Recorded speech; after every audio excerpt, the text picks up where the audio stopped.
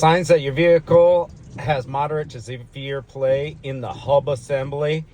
Here we go. We got the traction control ABS light on, and that's going to indicate that there's enough play in the bearing that it's throwing off the wheel speed sensor. You could take your scanner that reads ABS codes and figure out with probably which one it is. If it front left is reading wrong or not reading at all, it's probably going to be front left. Next thing, slight metallic squeal. Sounds like it's from the front left.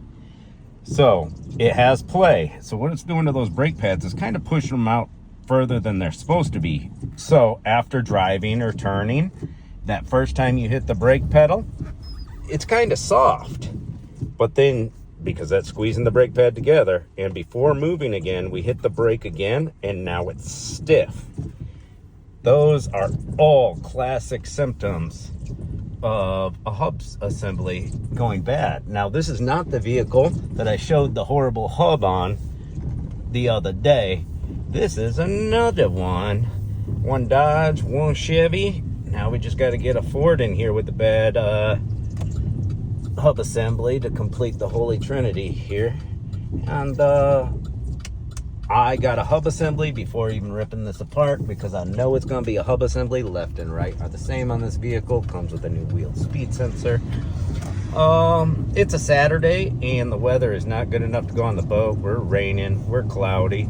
So let's get some work done on a Saturday, guys. Hope these tips help someone. Oh, I almost forgot. You got to do the play test. When you're going 60, you hear a noise. You turn one way and it gets louder. Holy crap. Sounded like it was in the front left. Turn the other way, it gets quieter. Turn one way, it gets louder. So when I turn left, it gets a lot louder. Where when you turn left, you're loading up the right wheel. But when you let your hub assembly get so bad, what's happening when we turn left is that bearing's actually giving play enough that it's scraping the bracket or dust cover a little bit. So yeah, that's like, it's obvious. So this one's definitely really bad, and I'm glad he brought it to me before it got any worse. Judging from the scraping, I don't think we're gonna have any damage to anything, just a hub, and it may be seized in because he's obviously been driving on it a while, producing more heat. And that's gonna make a hub on average be tougher to disassemble when it's been extremely heated and cooled over and over again. So it sounded like front left, but it's kind of funny how noise transfers. Doing the pull test, turning left made it louder, which indicates a bad right, like I was saying. Best test, one of the tests. Grab it, yeah, it's bad. Spin it and listen for noise, it's bad. Scanned it, the wheel speed sensor that's not reading correctly is front right.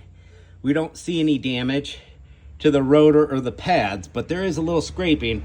We'll inspect the dust shield. Despite how clean this truck looks, it's got plenty of rust on the suspension and braking components. Like, look at all this oxidization right here. So first thing we're gonna do, hit it with some penetrant.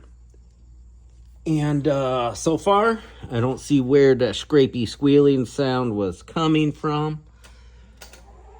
Could be back there on the brake shield, see that?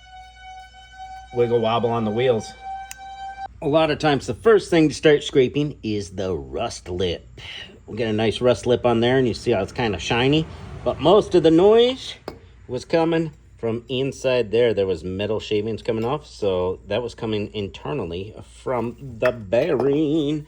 And there we go, we got it all taken apart. We'll clean up the dust shield for the brakes, and somebody has done this hub before. So big mistake you can make is not torquing your axle nut to spec, or buying a cheap wheel bearing.